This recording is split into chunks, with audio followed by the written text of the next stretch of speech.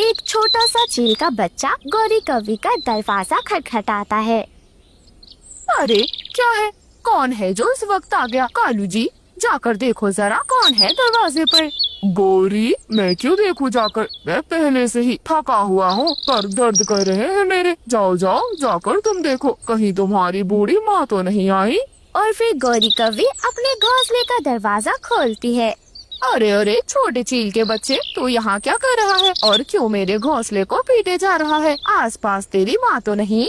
Aunty, मैं भूखा हूँ, क्या आप मुझे कुछ भोजन दे सकती हैं? हाय हाय, चील का बच्चा और भोजन। अरे तुम तो मांस खाते होगे ना, मैं कहाँ से मांस ला कर दूंगी? नहीं नहीं आंटी, आप जो देंगी मैं वही खा लूँगा। मैं बहुत भूखा हूँ और मेरी मम्मा भी खो गई है, ना जाने कहाँ चली गई। मेरी मम्मा मुझे जल्द ही ढूंढ लेंगी। बहुत तेज नजर है मेरी मम्मा की। फिलहाल आप मुझे कुछ खाने के लिए दे दें। तेरी माँ की नजर तेज है, पड़ी मेरे घोंसले पर तो मेरा घोंसला ही उजाड़ देगी वो। चल चल निकल यहाँ से, मेरे पास कुछ नहीं है। आंटी प्लीज ऐसा ना कहे, मुझे बहुत भूख लगी है, कुछ तो दे दे। मेरी मम्मा आएंगी तो मैं आपको आपका सारा भोजन वापस करवा दूंगा।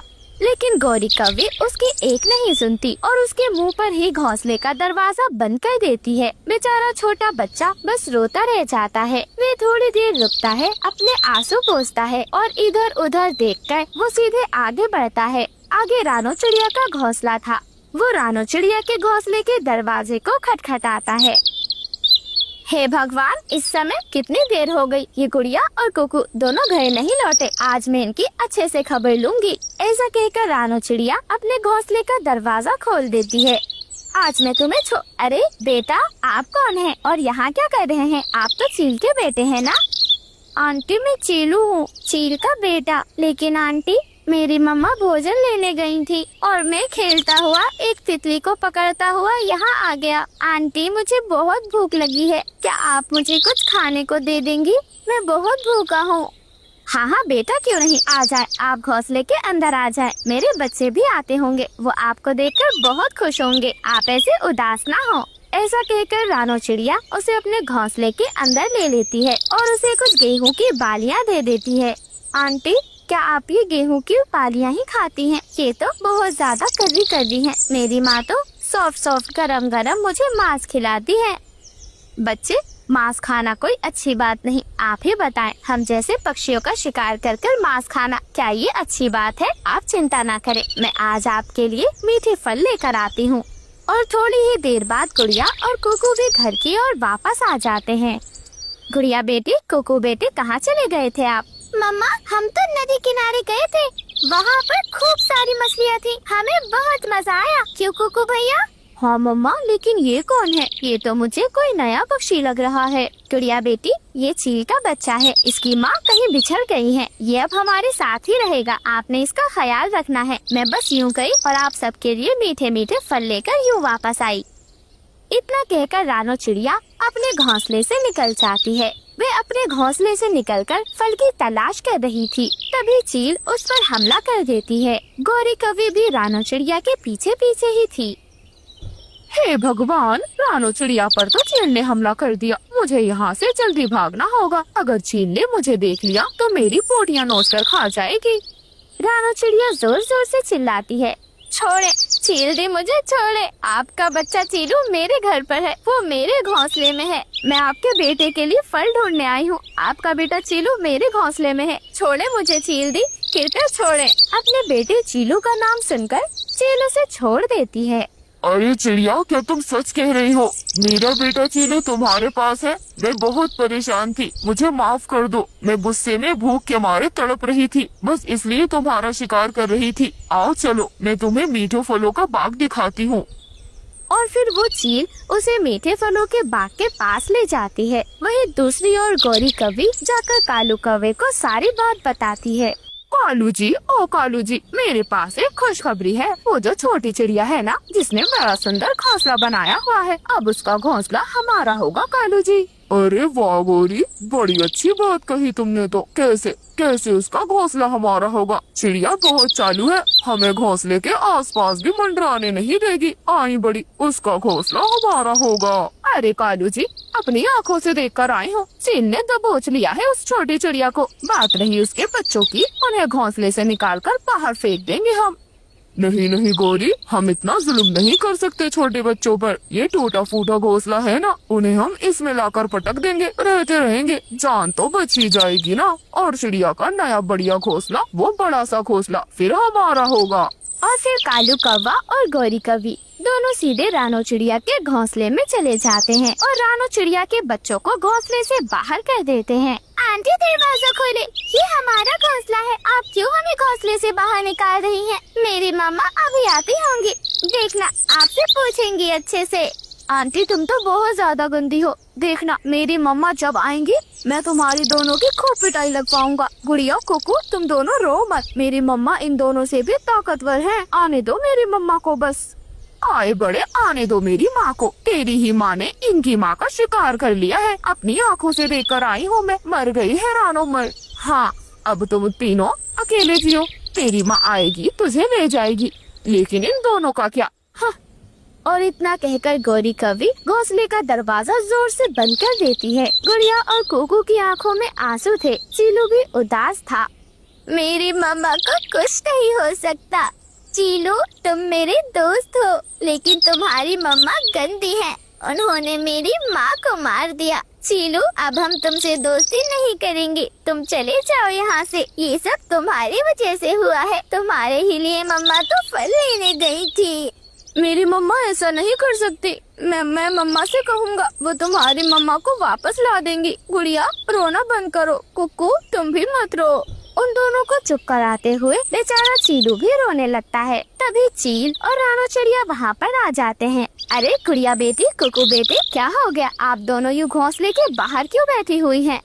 मम्मा आप जिंदा हैं? गौरी आंटी ने हमें हमारे घोंसले से बाहर निकाल दिया और कहा कि आपको चील आंटी खा गई हैं। और फिर चील घोंसले के अंदर जाती है और कालू कौवे और गौरी कौवी को खूब मारती है। माफ कर दे चील दी, मुझे नहीं पता था कि ये छोटी चिड़िया तुम्हारी दोस्त है। मम्मा इन्हें माफ ना करें आप, मैंने इनसे थोड़ा सा भोजन मांगा तो इन्होंने मुझे भोजन नहीं दिया, फिर भी मैंने सोचा कि चलो कोई नहीं, लेकिन इन्होंने हद तो तब कर दी जब इन्होंने हमें घोंसले से बाहर निकाल दिया। इन्हें आप इस पेड़ से ही नीचे फेंक दे मम्मा, तब पता चलेगा इन्हें। और फिर चील ऐसा ही करती है, वो कालू और गौरी को सीधे पेड़ से नीचे फेंक देती है। हाय मेरी कमर कालू जी, मेरी कमर टूट गई। अरे गौरी, मेरी चोंच टूटी, सब कुछ तेरे लालच का अंजाम है ये। वहीं दूसरी तरफ रानो चिड़िया अपने दोनों बच्चों को अपने पंखों में छुपा लेती है। चील अपने बच्चे चीलू को लेकर वहाँ से रवाना हो जाए। वह कालू कौवा तो अपनी पति गौरी से छुपकर पिंकी कौवी से मिलने नदी पर गया था। तभी पिंकी कौवी उससे कहती है, कालू जी, अगर आपने मुझसे शादी नहीं की तो मैं हमेशा के लिए आपको छोड़कर चली जाऊंगी। याद रखना कालू जी, मेरी माँ मेरी शादी किसी और से करवा देंगी, वैसे भी मेरे बहुत रिश्ते आ रहे हैं। तभी कालू कौवा दुखी होते हुए कहता है, पिंकी यार, ऐसा मत सोचो, गौरी कौवी के होते हुए मैं तुमसे शादी कैसे कर लूं? उस दुष्ट गौरी के होते हुए ये सब मुमकिन नहीं है। हाँ कालू जी, आपकी पत्नी गौरी कौवी के होते हुए हम दोनों शादी नहीं कर सकते और उसके होते हुए हम कभी एक भी नहीं हो सकते। हमें जल्द से जल्द उसे रास्ते से हटाना होगा। कालू जी कुछ भी करो, परंतु अपनी पत्नी को रास्ते से हटाने का कोई रास्ता निकालो, वरना मैं हमेशा के लिए आपको छोड़कर चली जाऊंगी। ऐसा कहकर पिंकी तो उससे नाराज होकर वहाँ से चली जाती है। अरे यार, ये पिंकी तो मुझसे नाराज हो गई। और फिर कालू कौवा भी अपने घर वापस लौट आता है। गौरी कौवी और उसका बेटा दोनों भूखे थे। गौरी कौवी अपने पति से शिकायत करती हुई कहती है, कालू जी कहाँ गए थे आप? सुबह सुबह ही आप चले जाते हैं, खाना भी नहीं खाया, ना ही दाना लेकर आए हैं। कालू जी, हमारा बेटा जग्गू भूख से रो रहा है, कहाँ है कालू जी दाना? आप कुछ दाना या खाने के लिए कोई फल नहीं लेकर आए? तभी वे कालू कौवा गुस्से में अपनी पत्नी से कहता है, गौरी, मैं तेरा कोई नौकर नहीं हूँ, जो तेरे लिए दाना लेकर आऊंगा। सुबह सुबह मैं नदी से पानी पीने गया था, ना कि दाना लेने। आई बड़ी, मेरे लिए दाना क्यों नहीं लाए कालू जी? कालू जी, ये आप कैसी बातें कर रहे हैं? आपको क्या हो गया है? गोरी, मेरे मुंह ना लग, मेरा दिमाग पहले से बहुत ज्यादा खराब है। गौरी कवि बेचारी उदास हो जाती है, परंतु अपने बेटे जग्गू को भूखा देखकर वह खुद ही दाना लाने का फैसला करती है और गौरी कवि दाना लेने चली जाती है। वह जंगल में इधर उधर दाने की तलाश कर रही थी, तभी रास्ते में उसे रानो चिड़िया मिल जाती है। अरे कवि बहन, आप यहाँ क्या कर रही हैं? और ये क्या, आपकी आँखों में आंसू? सब ठीक तो है ना कवि बहन? और फिर गौरी कवि रानो चिड़िया को सारी बातें बताती है। रानो बहन, ना जाने कालू जी को हो क्या गया है। वह आजकल बहुत खोए खोए से रहते हैं और परेशान से लगते हैं। ना वो अपने बच्चे पर ध्यान देते हैं, ना ही मुझ पर। सुबह होते ही वह घर से निकल जाते हैं और वहाँ से खाली पर वापस आते हैं। कवि बहन, आप परेशान ना हो सकता है वे फिक्र में हो। आप चिंता मत करें, धीरे धीरे कुछ दिनों में सब कुछ पहले जैसा हो जाएगा। अभी जंगल में दाना आसानी से मिल नहीं रहा है, शायद इसीलिए उन्हें चिंता हो रही होगी और उन्हें दाना नहीं मिलता होगा तो उसका गुस्सा वे आप पर उतार देते होंगे। कवि बहन, आप चिंता मत करें, ये ले, मैं मीठे फल लाई थी, मैंने तो खा लिए हैं,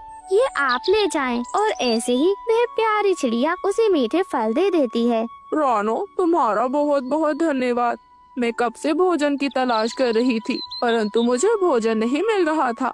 अच्छा, मैं चलती हूँ। हाँ हाँ कवि बहन, मैं भी चलती हूँ। मेरी बेटी गुड़िया मेरा इंतजार कर रही होगी।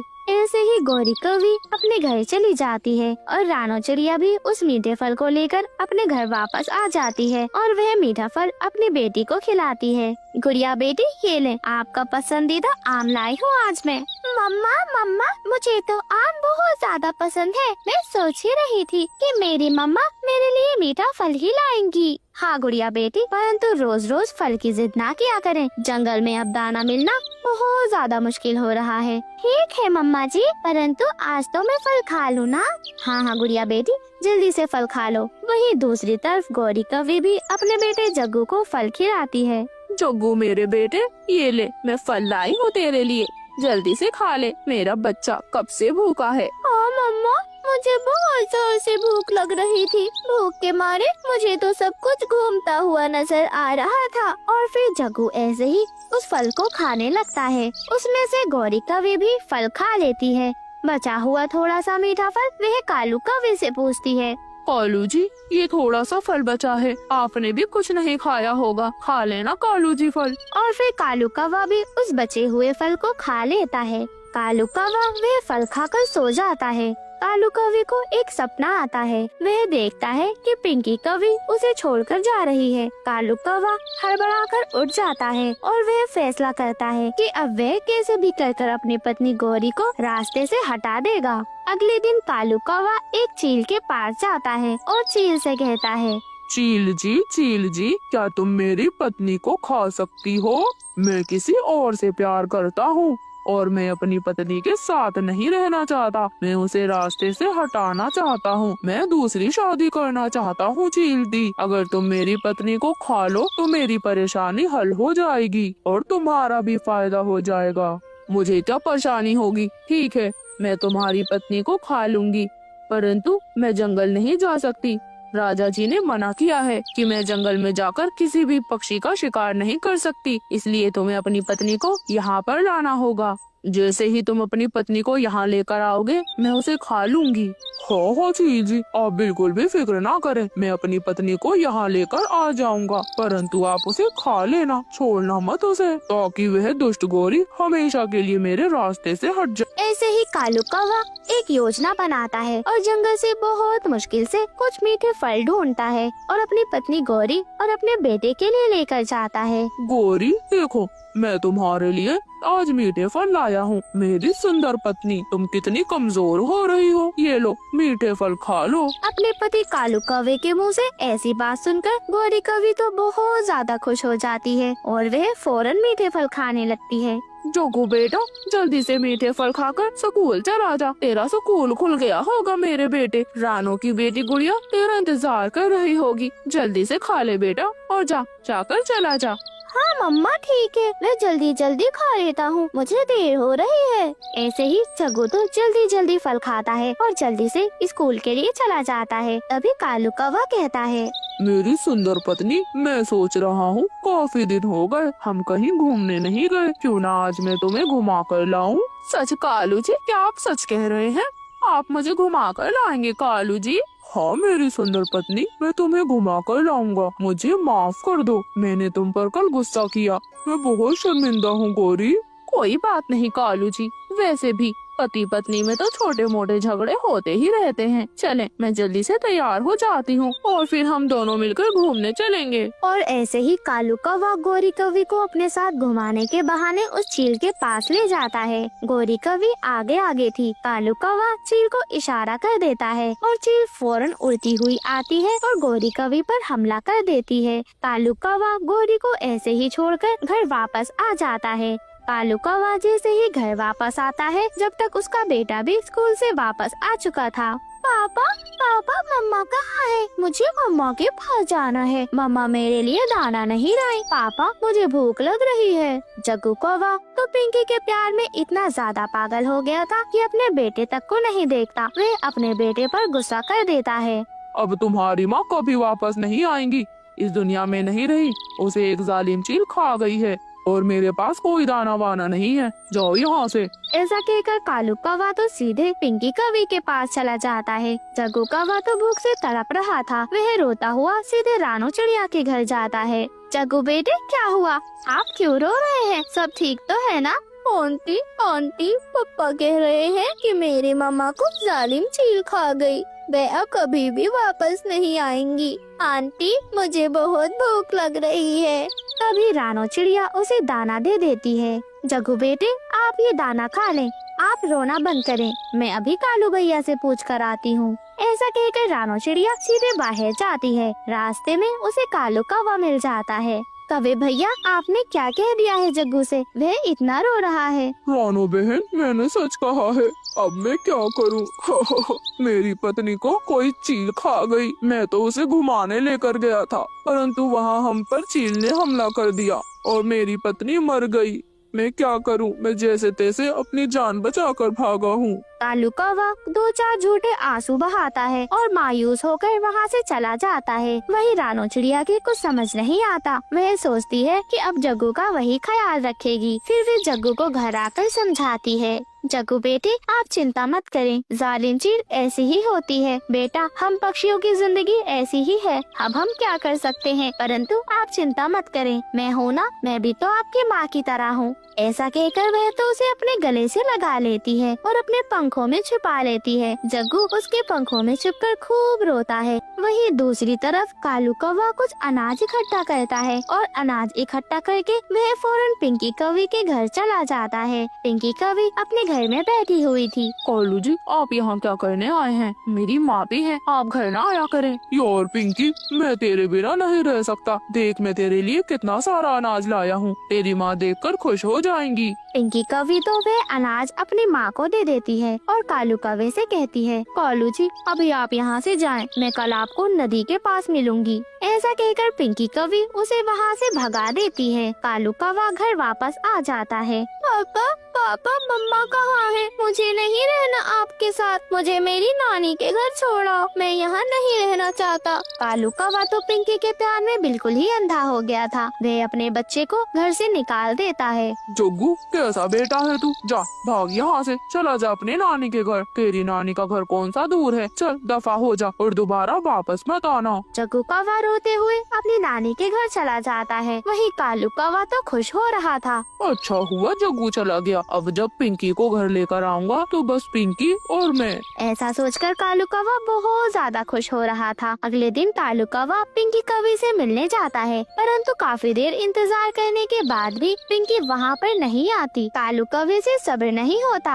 और फिर वह सीधे पिंकी के घर चला जाता है। तभी उसे पता चलता है कि पिंकी तो किसी दूसरे कौवे के साथ भाग गई है। कालू कौवा रोता रह जाता है और परेशान होकर घर आ जाता है। धीरे धीरे कुछ समय बीत जाता है। अब कालू कौवा बिल्कुल अकेला रह गया था। कालू कौवा बहुत ज्यादा परेशान था। उसका अकेलापन जैसे उसे खाने को दौड़ रहा हो। कालू कौवे को एहसास होता है कि उसने अपनी बेवकूफियों के चलते अपने परिवार को खो दिया है और वह अब अकेला रह गया है। कालू कौवे को बहुत ज्यादा दुख और पछतावा होता है, परंतु उसके पछतावे से अब क्या ही होने वाला था। गौरी कौवी तो अब इस दुनिया से जा ही चुकी थी। अब वह तो कभी भी वापस नहीं आ सकती थी। वहीं उसका बेटा जग्गू भी उससे दूर हो गया था। कालू कौवा अब रोज बस उसी दिन को याद करता जब उसने अपनी पत्नी को एक चील के हवाले कर दिया था। वह बस पछताता रहता कि उसने अपनी पत्नी की जान ले ली। दोस्तों, इस कहानी से हमें ये